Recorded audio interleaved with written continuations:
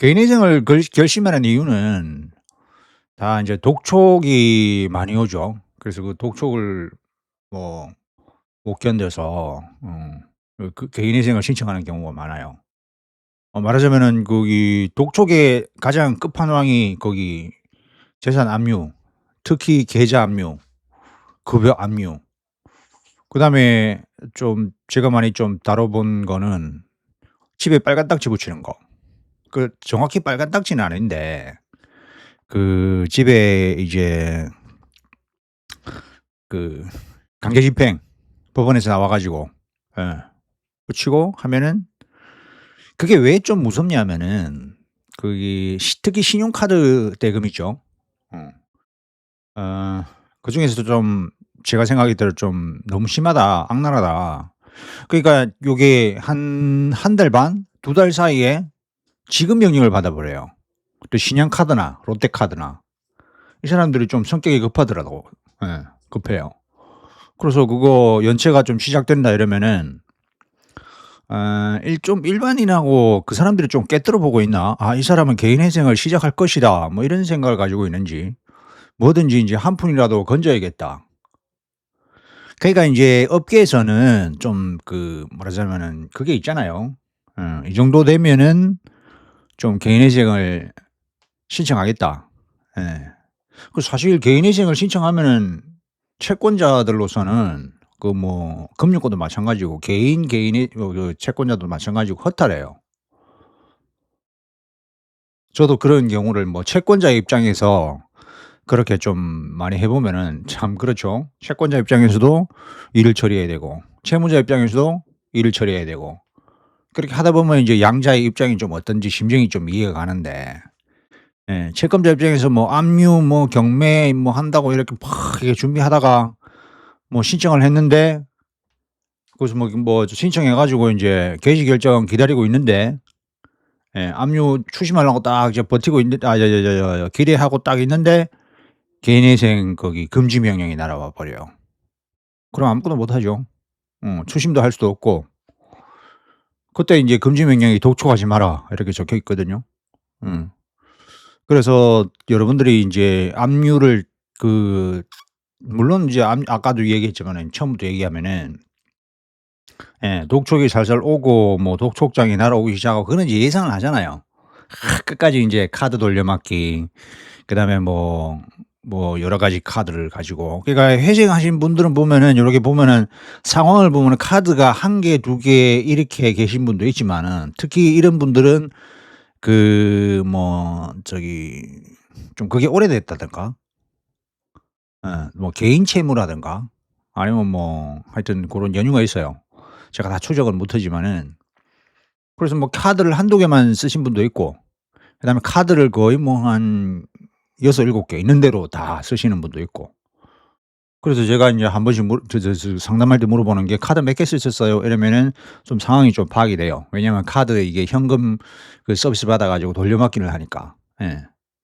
그러니까 그 심정이야 이루 말할 수 있겠어요? 그러니까 카드를 많이 쓰고 제 말씀은 이제 여러 은행에서 대출을 쪼끔씩 해 가지고 예. 사실 제1금융권만 해도 대출할 수 있는 신한은행 하나은행 몇 군데가 있잖아요. 그죠? 여러 은행에서 안 하고 그리고 인제 거기에 인제 원리금을 막기 위해서 사채도 쓰신 분 있고 그다음에 제2저축은행 요거는 금리가 높지만은 할 수 없죠. 특히 인제 OK저축은행 안 들어가는 게 없어요. 어. 그래서 그럼 여러 저축은행 농협 이런 데서 따져 보면은 이게 말해 보면은 한도 끝도 없어요, 은행 이런 것들이. 그러니까 그걸 갖다가 "어디다 쓰셨냐?" 이러면은 거의 대출 돌려막기 하고 생활비 쓰시고 이렇게 돈이 여기 갔다 여기 넣고 저기 갔다 이렇게 하다 보면은 채권자가 많이 늘어나죠. 결국에는 개인회생을 하게 되면은 채권자가 한둘이 아니에요. 채권자가 많게는 한 15명, 15 기관이 은행에 돼요. 그러니까 거기서 맨날 "이제부터 내가 못 하겠다." 이러면 독촉 전화가 인제 오기 시작하죠. 독촉 전화 오면은 이게 차단을 못 하죠. 그죠? 두려워서. 혹시 차단하면 나한테 더 큰 이게 올 수도 있기 때문에 그것 때문에 스트레스가 엄청 받아요. 그리고 그 독촉 전화는 특히 카드 회사는 집에 방문할 예정이다. 카드 회사가 한두 번 방문하는 거는 합법적이에요. 와 가지고 할 일은 없거든요. 그냥 갚으시라 이러시면 안 된다 이런 말을 하면 하지 협박하고 덩치가 집에 찾아와 가지고 그런 건 아니잖아요. 근데 인제 일단 '아우 내가 인제 못 갚겠다.' 이렇게 생각하면은 그런 생각이 들죠. '혹시나 덩치나 와 가지고 멱살이나 잡지 않을까. 내가 예 "니 왜 돈 쓰고 안 갚냐." 이럴 줄 그런 상상에 시달리고 또 그러다 보면 밤에도 잠이 안 오고. 그래서 결국에는 개인이 생각하면 '아 몇 퍼센트 갚겠구나. 결국에는 다 갚는 건 아니고 내가 생계비는 빼고 벌어서 갚으면 되겠구나.' 이런 거는 다 알고 있는데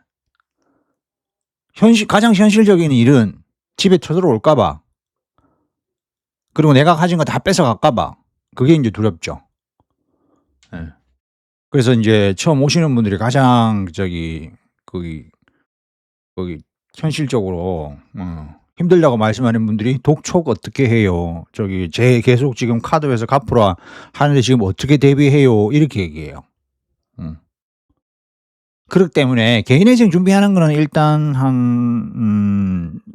오래 걸리면 한 달 정도 걸릴 수도 있어요. 저번에 제가 다른 동영상에서 한 것처럼 직업이나 이거 준비하고 또 나중에도 인제 한번 얘기할 건데 재산 상황이 좀 복잡하게 얽혀 있다든가 그러면은 재산에 대해서 좀 정리해야 된다. 정리해야 되거든요. 보험금이나 이런 거를 해지할 건 해지하고 예금에 들어있는 거는 꺼내 가지고 이 불법적인 건 아니죠. 꺼내 가지고 생활비로 좀 쓰고 이렇게 해야 된단 말이에요. 예. 일단 인제 제가 말씀을 드리면은 요것도 나중에 가서 인제 심각하게 한번 다뤄야 될 건데 이게 가장 현실적인 거니까. 개인 인생을 마음을 딱 먹기 시작하는 순간에는 일단은 독촉은 시달리게 있겠죠, 독촉은. 아까도 얘기했지만 일단 압류가 시작될 수도 있어요. 그러면 그거 갖다 빨리 저한테 말씀을 해 주셔야지 압류에 대해서는 압류나 이런 거에 대해서는 중지 경매나 이런 거 강제 집행이 들어오면 중지 명령을 신청해요. 어. 그러니까 이제 개인회생 신청서를 접수를 하면서 중지 명령을 신청하거든요. 그러니까 "그걸 일단 더 이상 진행하지 마라. 돈 추심하지 마라." 예. 거기에 대해서 후속적으로 어떻게 되느냐 이런 거는 복잡하게 얽혀 있기 때문에 지금 설명해 봐야 아무 소 그 저기 좀 이해를 하는데 어려우실 거고 지금은 이제 독촉에 대해서만 얘기하는 거예요. 다음에 한번 기회가 되면 또 제가 고게 제목 달아 가지고 말씀을 드릴게요. 그러니까 인제 일단은 최악의 경우는 아까 얘기했듯이 이제 강제 집행이 시작된다. 그리고 인제 아까 얘기했지 이제 집에 통장이 압류가 되고 집에 이게 이게 되고 어. 그다음에 인제 그보다 좀 덜한 거는 이제 내가 인제 '개인회생을 하고 싶다. 예. 이제는 더 이상 이제 버티지 못하겠다.' 이러면은 그때부터 인제 갚으시라 이게 착착착 날아와요. 전화도 오고 문자도 오고 사실 협박 비슷한 문자도 오고 "법적 조치에 취하겠습니다." 이런 문자도 오고 참 괴롭단 말이죠. 그래서 첫 번째는 그게 힘들어서 인제 사무실을 찾아오신다. 예. 그러면은 인제 이걸 어떻게 해야 되느냐. 신청을 빨리 하셔야 돼. 신청을 빨리 하시고 그다음에 인제 신청을 빨리 하는 게 인제 목적인데 그 신청 전에는 어떻게 하느냐. 제가 명함을 드려요. 명함을 드리고 뭐라고 하냐면은 인제 제가 인제 그 독촉들을 다 받는 거죠. 이 "유흥촌 법무사 사무실에 의뢰를 했으니까 이제 그쪽으로 연락하시라." 이렇게 해요. 그럼 저한테 연락 오죠. 어. 그럼 꼭 이 하나은행이나 어딨노 신한은행이나 이런 분들 보면은 일 처리하는 사람들 보면 051 이렇게 전화를 안 해. 꼭 휴대폰으로 해요. 업무용 휴대폰이 있나 봐. 051 이러면은 제가 인제 법원 전화번호는 알잖아요. 부산지방법원가는 051 590 으로 시작하거든요. 그래서 나는 그 전화가 오면 참 싫어. 뭘 또 시다바리처럼 부려먹으려고 하는가 이런 시각이 들어 가지고 일단 받긴 받는데 그 외에 051 해 가지고 888 이렇게 나온다. 051 790 이렇게 나간다. 그러면 또 뭐 505 이렇게 나간다. 그러면은 다른 기관 전화야. 다른 기관에서 저한테 전화할 게 뭐가 있어요? 은행 외에는. 그러니까 전화를 안 받아. 근데 이 사람들이 고객인 척하고 그 휴대폰 전화로 010 이거로 전화해. 그러나 고객인가로 즐겁게 받다 보면 유흥춘 법무사 사무실이죠? 이게 이러면 저기 채무자 누구누구님 개인회생 건 때문에 전화 드렸습니다. 그러면 제가 탁 알죠. 그죠? 그 서류 준비하고 있어요. 조금만 기다리세요. 이렇게. 너한테 독촉을 해. 그때부터. 그러니까 이제 채무자한테는 전화가 안 가요. 저한테만 전화가 온다. 사무 처리하려고. 그렇게 이해하시면 돼요. 이제 그렇게 하시든가 이제 그렇게 해 가지고 제가 인제 언제부터 그렇게 전화가 오냐면 두 가지 경우가 있어요. 첫 번째, 만약에 전화가 왔다. 전화는 인제 한 번은 받으시라 하거든요. 어떻게든 한 번은 아무리 괴로워도 인제 알려는 줘야 되잖아, 내 개인회생 한다고. 그러니까 그걸 알려주지 안 하고 개인회생 한다는 것을 저를 통해서나 알려두지 않으면은 계속 전화가 오니까. 그러니까 그걸 끊는 방법이 개인회생을 준비한다는 걸 알려줘라. 준비한다는 걸 알려주면서 인제 뭐를 하면은 제가 다른 데 인제 의뢰를 해 가지고 민원대행 부채증명서 떼는데 그 의뢰를 해 가지고 인제 부채증명서를 떼요. 각 은행에다가. 각 은행에다가 인제 뭐 부채증명 떼는 것도 뭐 이게 여러 가지 좀 복잡 미묘한 문제점들이 있는데 그걸 지금 다 말씀드릴 수는 없고. 그래서 의뢰를 해 주시면은 일단은 오늘부터 전화 오시는 거는 부채증명서 떼는 게 한 일주일 정도 걸리거든요. 전문적으로 가 가지고 인제 기간에 며칠 사이에 오는 전화에 대해서는 뭐 사실 안 받아도 되고 차단하라 그래요. 예. 어차피 부채증명서 떼고 나중에 이제 법원에서 서류 날아가면은 이 채무자가 개인회생을 하는구나 알거든요. 그때부터는 전화 안 와요. 그러니까 인제 부채증명서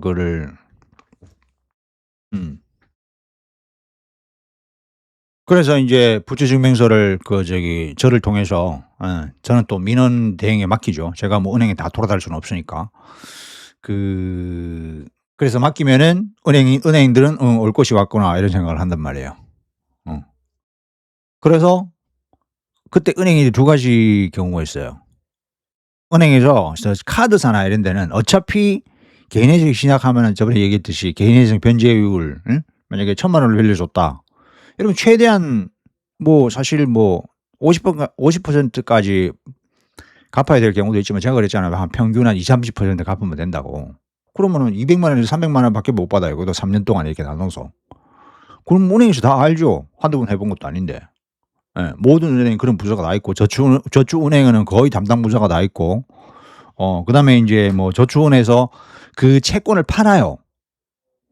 이게 개인회생을 했다 이러면은 추심 전문기관에다 넘겨버려.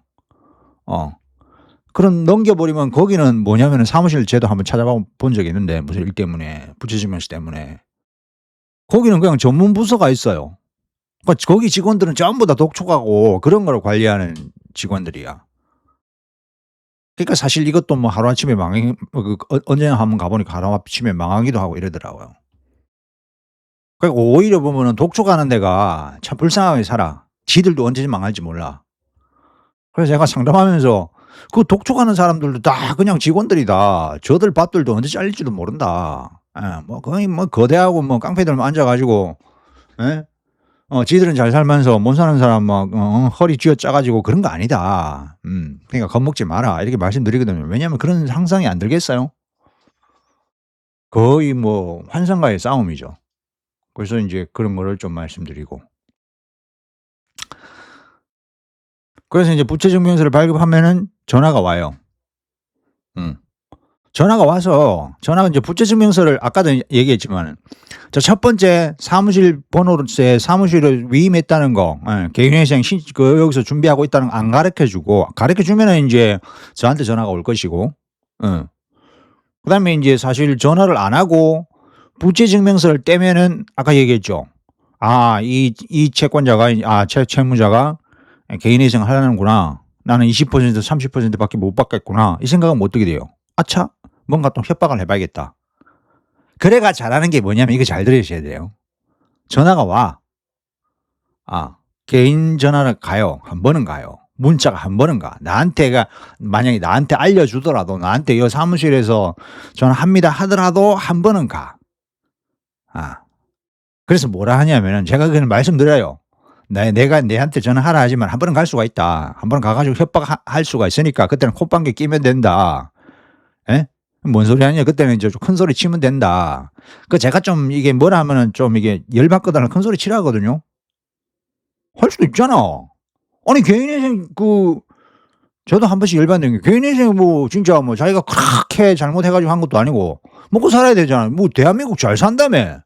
삼전 닉스를 무슨 뭐 보너스를 그렇게 뭐 얼마? 몇 억을 받는다며. 그게 사실 삼전 닉스 혼자서 한 거예요. 정부나 국민이나 다 희생하고 이거 물건 사주고 다 그런 거잖아요.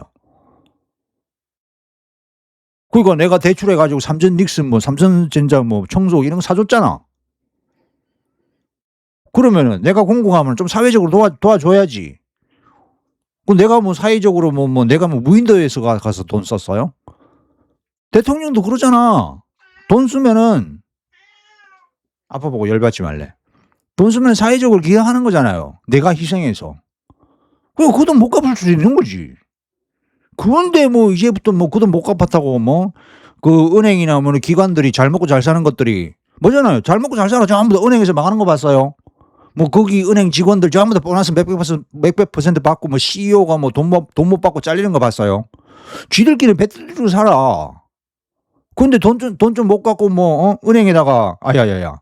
그 국가적인 제도 개인회생 파산 제도를 내가 정당하게 이용하겠다는데 왜 협박을 하고 그러겠어요. 그죠? 그럼 협박을 한단 말이야. 뭐라고 하느냐? 빌린 지 6개월 안 지나면은 이 개인회생 채권이 안 돼. 거짓말을 하고 자빠졌어. 왜 직원들이 거짓말해요? 물론 그걸 대놓고 소송을 한다든가 니 왜 거짓말하고 그러나 그렇게는 못하죠. 사실 돈을 썼으니까 그건 사실이니까. 약간 미안한 거는 사실이니까 그런 짓거리를 한단 말이지. 사실은 그래요.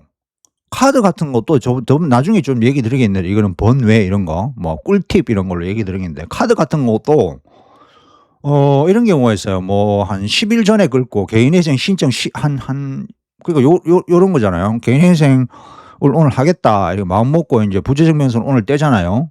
부재증명서 떼면은 카드는 그때부터 사용 못 합니다. 그거는 아시겠죠. 당연한 거 아니에요. 신용카드. 그런데 이제 거기 카드도 한 일주일 전까지 20일 전까지 막히기 20일 전까지는 조금씩 써도 괜찮아요. 100만 원 단위로 어디 가서 호텔 가서 카드 걸른다 해 가지고 200만 원 300만 원 보석 사고 이러면 안 되겠죠. 그거는 아니에요. 그거는 나중에 사기성 이런 데 걸릴 수가 있어요. 그거는 진짜 고소당할 수가 있어. 근데 사실 고소는 안 하는데 하네. 고소해요. 사기죄로. 그러니까 한 1년이나 6개월 이내에 저축은행이랑 카드 회사나 이런 데 돈 빌려 가지고 그걸 하면은 고소를 해요. 그럼 또 거기 사실 고소한다 해 가지고 진짜로 벌금 내고 이게 형사가 입건이 되고 이런 건 아니에요. 그러니까 다 이제 소명을 하긴 하죠, 제가. 그럼 상관없어요. 그런데 이제 그런 쓰잘데기 없는 그게 날라오는 특히 제2저축은행 같은 경우는 거기는 이렇게 얘기해요. 개인회생 한다고 하면 이거 그냥 원금의 절반만 갚으시고 왜 절반만 갚아? 개인회생 하면 되는데. 그럼 월급의 절반을 갚으면 50%잖아요. 그래서 가진 협박으로 얘네들이 개인회생을 못하게끔 한다. 그런 부서가 있다는 거예요. 그러니까 우리가 전화 해지한다든가 하여튼 가전제품 해지하려고 하면 방어부서가 있잖아요. 그런 거 마찬가지예요. 그렇게 장사해 먹겠다는데 할 수는 없지. 근데 그렇게 거짓말하고 협박해 가지고 장사 해쳐먹으면은 해쳐먹고 자기들 월급 잘 받으면 좋나? 진짜 그런 사람들 보면 진짜 내 앞에 있으면 한마디 가지고 가서 진짜 가만 안 둔단 말이지. 그래서 그런 사람들한테 저한테도 전화가 오죠. 와 가지고 뭐라고 얘기하는데 저보고는 그런 얘기 안 해요. 항상 뭐 "언제 준비합니까?" 뭐 "언제 준비합니까?" 이런 얘기하는데 뭐 어떤 그 은행에서 그래. "월말까지 해 주세요." 내가 지 시다발이야. "월말까지 해 주세요." 뭐 부탁하는 거지만은 아니 할 일이 천진데 가 가지고 뭐 월말까지 해 줘. 내가 뭐 네 그걸 왜 지키냐고. 뭐 그렇게 내가 딱 부러지게 뭐 하여튼 뭐 욕하거나 열받거나 이런 게 아닌데 사무실에서 할 거 많고 이렇게 하면 왜 시키냐고. 법무사가 내 일 하는 거지 왜 내가 은행 일을 하느냐고. 그렇게 합니다. 그렇다고 뭐 채무자한테 가 가지고 와 뭐 법무사 뭐 그런 말 할 땐 큰일 나지. 가져가 뒤집어 뿌지. 그러니까 인제 은행 같은 경우는 이제 부산 지역이니까 여기 그 중앙 거기 서면에 있는 거기서 인제 지점에 전화 올 거 아니에요. 꼭 한번 찾아가지. 찾아 가지고 진짜 대문짝 열어 놓고 제가 따질 거예요. 그래서 그 "독촉이 이렇게 온다." 그러니까 제가 요 동영상을 통해서 말씀드린 거는 "독촉이 오더라도 겁내지 마라." 자 첫 번째 "법무사한테 의뢰했다."라고 법무사 인제 그 사무실 전화번호 명함 보내주면 되라고. 두 번째 부채증명서를 떼고 나면은 한 번은 전화가 와요. 한 번은 전화가 와 가지고 "언제 접수하느냐." 접수 번호를 알려달라. 그러니까 사건 번호 그 부산회생법원 2026 개회 뭐뭐뭐 이거 알려달라 이렇게 얘기해요. 왜냐면 사무 처리하려고. 고거 알려달라는 예. 일단 저한테 저기 채무자한테 전화가 갈 수도 있고 아니면 저한테 저 사무실을 그걸 알려뒀으면은 그 뭐 연락하라 했으면 제 사무실로 오고 그러고는 연락 안 가요. 그 생각을 하시면 돼. 그다음에 인제 아까 얘기했지만 강제 집행이 먼저 됐다. 이 집에 그 가전제품 그 빨간 딱지가 붙었다. 이러면은 중지 명령을 신청하면 돼요. 그러면은 더 이상의 절차가 진행이 안 돼요. 요 조심해야 될 게 만약에 빨간 딱지가 붙었다든지 무슨 통장이 압류됐다든지 뭐 집에 경매가 신청됐다든지 이러면 빨리 법무사한테 전화를 하셔야 돼요. 혼자 생각하고 어디 찾아보고 그러시면 안 돼. 무조건 빨리 신청해야 되고 신청과 동시에 중지 명령을 할 수가 있거든요. 그러니까. 물론 중지 명령에 대해서는 이게 복잡한 게 있는데 그냥 강제 집행이냐 아니면 단복권 실행이냐 이 단복권 실행 여기 경매냐에 따라서 할 수 있는 방법이 다 달라요. 일단은 뭐 단복권이 걸려 있는데 회생을 하는 분들은 뭐 잘 없으니까 일단은 뭐 이렇게 살아가는데 회생이 딱 걸렸다. 이러면은 그 가장 많은 케이스가 그거거든요. 이거. 급여 압류도 있었고 그다음에 가장 많은 게 인제 집에 빨간 딱지 붙이는 거 겁먹으라고. 그래서 사실 이게 겁먹을 수밖에 없는 게 아까도 얘기했나요?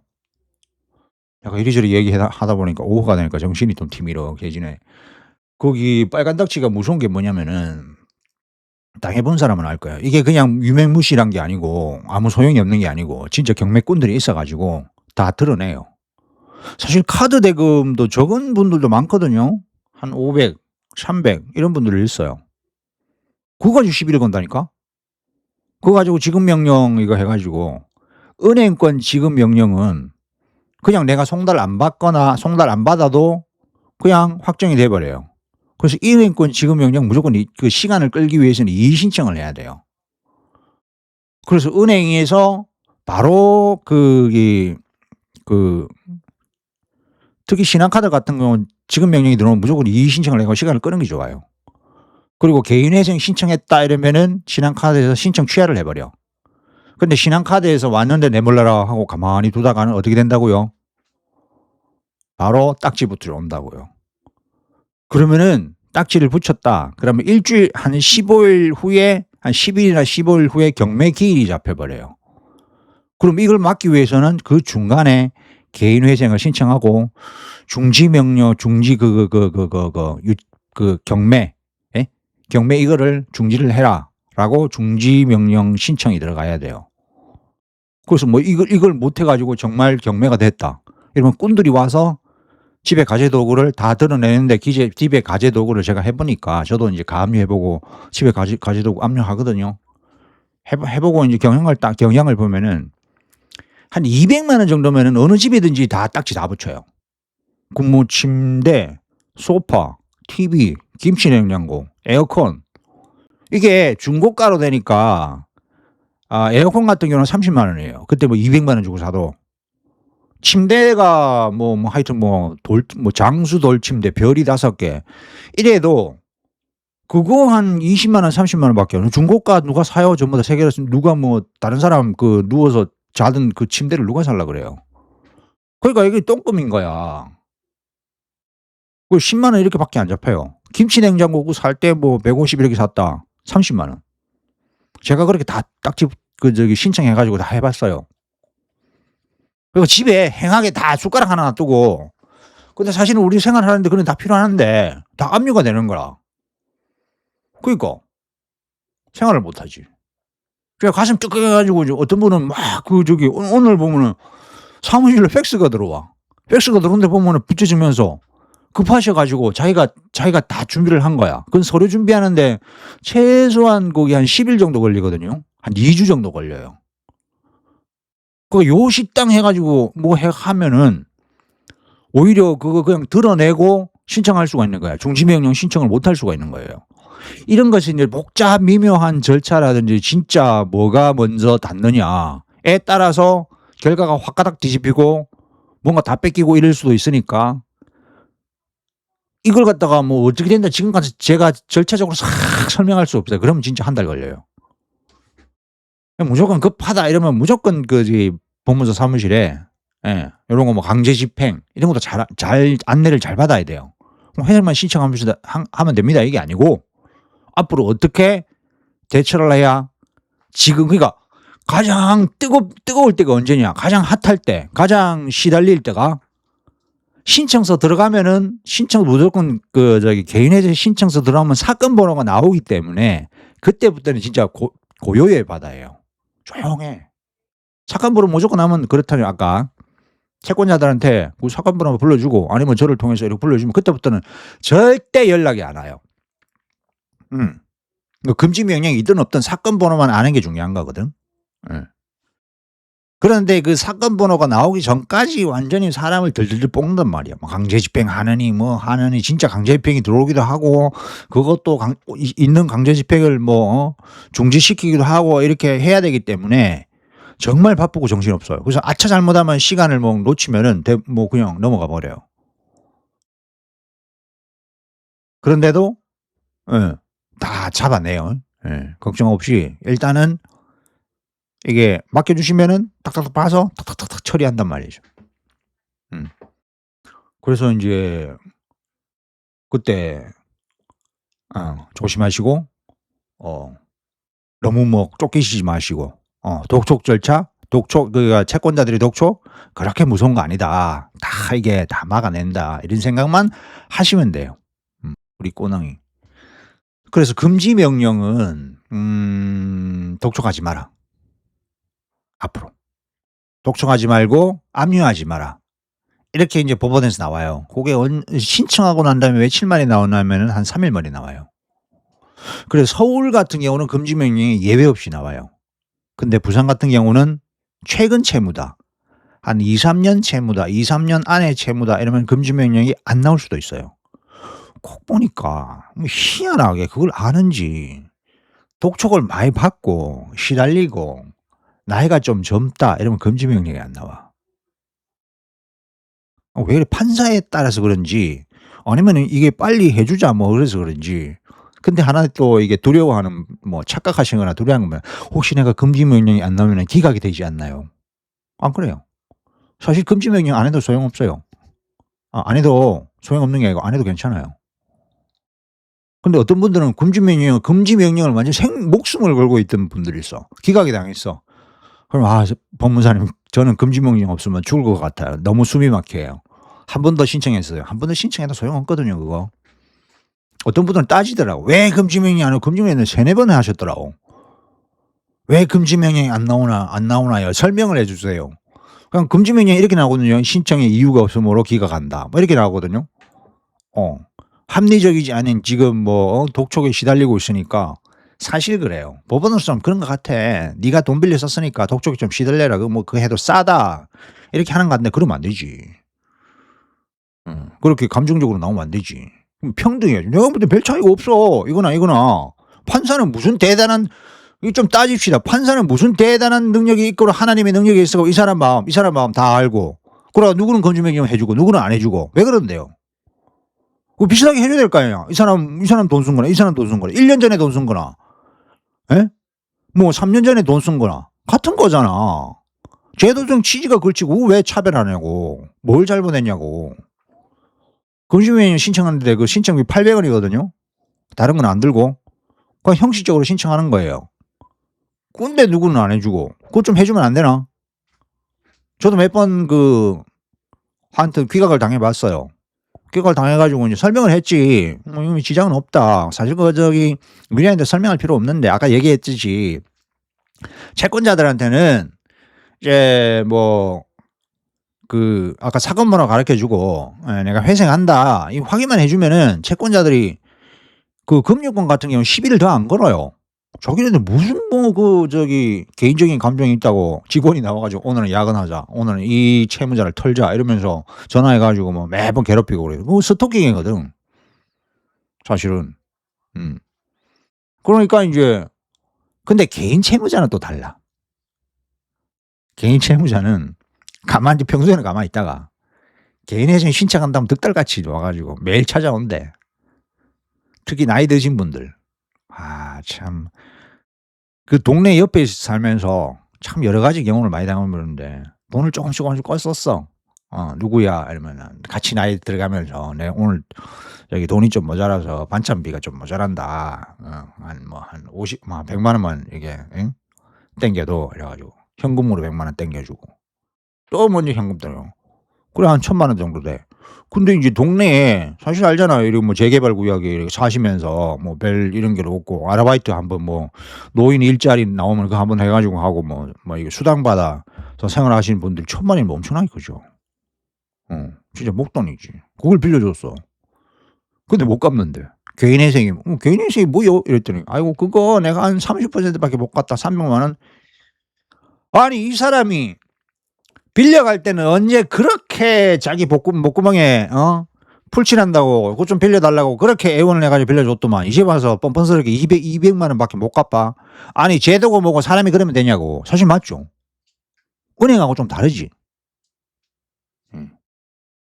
그래 가지고 제가 인제 그런 거 유념하는 건 뭐냐면 "좀 잘 말씀드리라." 그러니까 개인 회생은 일단 200만 원 갚겠지만은 "내가 일단 돈이 없다. 돈이 없어서 누구는 갚고 일단은 내가 요거밖에 못 버는데 누구는 갚고 누구는 못 갚고 그럴 수가 없다." 사실은 그건 맞죠. 그러니까 내가 한 응? 한 달에 생기는 게 지금 한 50만 원밖에 안 되는데 채권자 누구누구 있는데 그걸 그냥 평등하게 골고루 나눠 줄게. 그렇다고 이렇게 옆에 사는데 내가 그걸 또 떼먹나? 물론 법적으로는 면책이 되면 이제 청구는 할 수 없죠, 재산상으로. 근데 사실은 그분들은 돈이 안 준다고 소송할 것도 아니잖아요. 그냥 이웃이라서 인지상정으로 빌려줬는데 사실은 그런 거 평생 갚아야지, 돈이 생기면은. 이건 떼먹으면 안 되지. 저 채무자보다 얘기해요. 일단은 그렇게 말씀드리고 평생 갚으시라.